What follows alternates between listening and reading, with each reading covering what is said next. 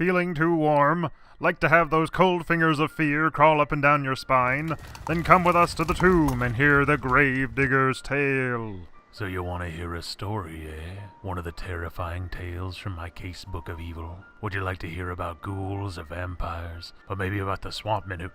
No, I'll save that story for later.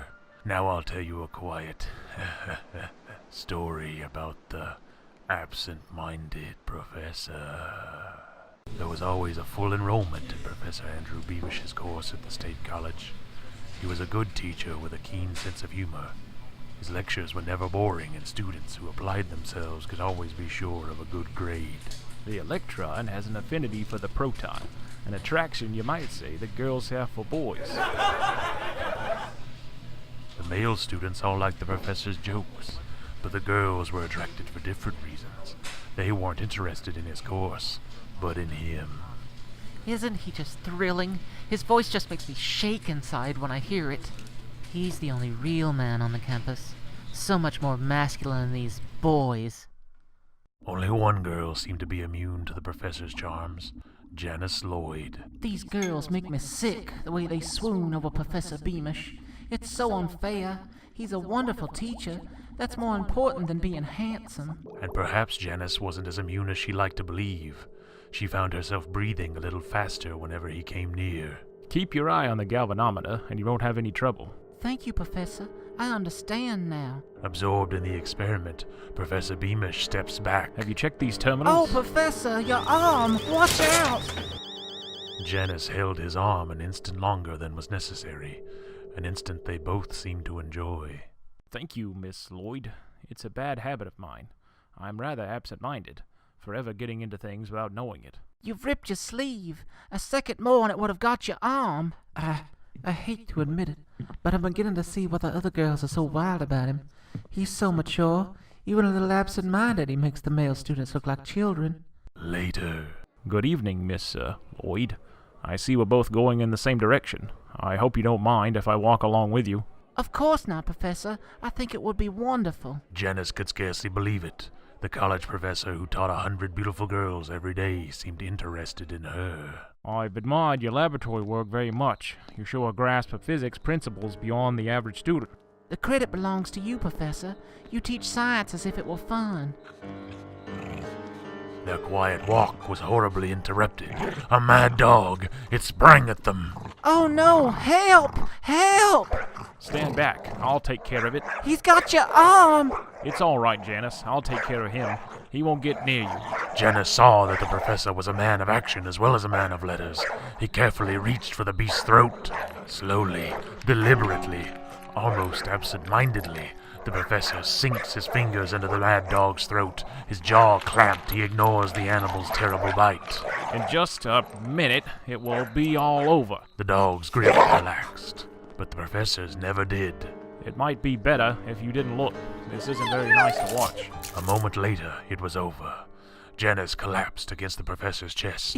It was horrible. Your poor arm. You were so brave to do that. I had to, Janice. I'd rather have him chew my arm than my throat. Don't worry, it's finished now.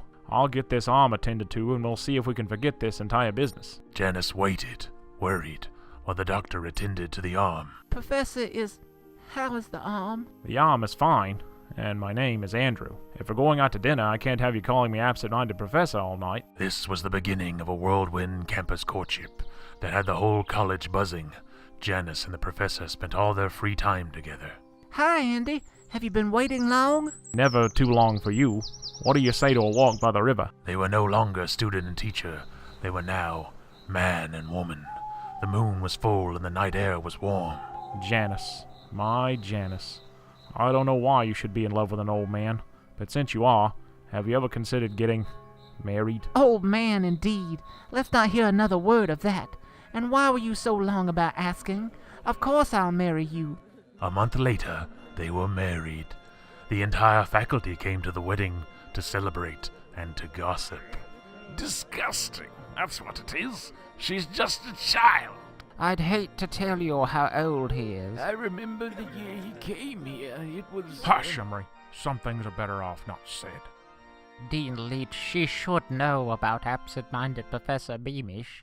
It's too late for that now. She'll have to find out for herself. After the wedding, Everything is so wonderful. I'm so happy. We'll spend our honeymoon at my cabin in the mountains. There's not a soul for miles. We'll be absolutely alone.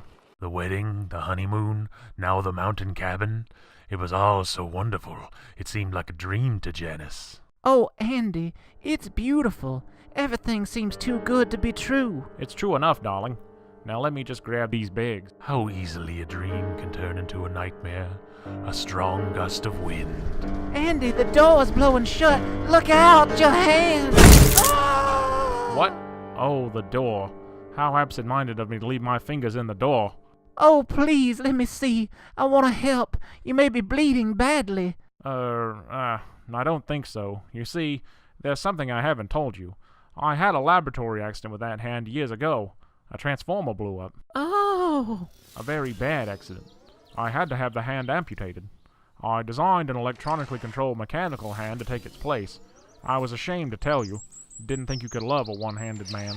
My poor absent-minded professor. Of course I don't mind. I'll always love you no matter what. It was just the shock of seeing your fingers crushed like that. I should have known that you would understand. And don't worry about my hand. A few minutes in my workshop and it'll be good as new. Janice tried to forget her shock over the accident. A honeymoon is meant for happiness. I really am happy. I'm not going to let a little accident spoil it all. You're right, dearest. Accidents have a way of just happening. I know, I seem to have had more than my share. The fact is, I haven't been exactly completely frank with you about the accident where I lost my hand. It was a big explosion, you see. Pieces of metal flying around and all that. Andrew, what are you trying to say? Pieces of metal hit my ankle. Just about took it off. I made this foot. You can't really tell it from the original. Did anything else happen? Tell me! Well, no, nothing happened then, but about a year later, I really am absent-minded. I forgot a carbon arc was on, turned around too fast and lost this eye, but this glass eye is just as good as real. Very hot flame hit this side of my face, burned my hair and scalp off in an instant.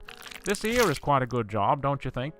I wasn't out of the hospital a week when a power rack collapsed. It landed right on my other arm. One of the meters popped out and landed on my jaw. Looked like all my teeth were rolling around on the floor like marbles. No! They wanted to just replace the missing teeth, but I said, why only half a job? I can easily make a jaw. Blinded by horror, Janice staggered backwards, forgetting about the window that opened onto the cliff. Stop! Stop! Ah! The window frame gave, and the terror-stricken bride plunged towards the valley floor. It doesn't really matter what you lose. With a little imagination, you can easily make a pocket with it just as well. Did you say something, dear? Janice lay crushed and dead in the valley below, while the revolting lump of scarred flesh that was the absent-minded Professor Beamish sat alone in the honeymoon cabin. Did you say something? Oh dear, where did I put that ear? I can't see it. I knew I shouldn't have taken both my eyes out at the same time. It always causes me so much trouble. Looks like the good professor went to pieces. That poor girl Janice is buried right here in my cemetery. The professor is still around yet. All we've buried of him are chunks. But I'll get the rest of him one of these days. They always come here in the end.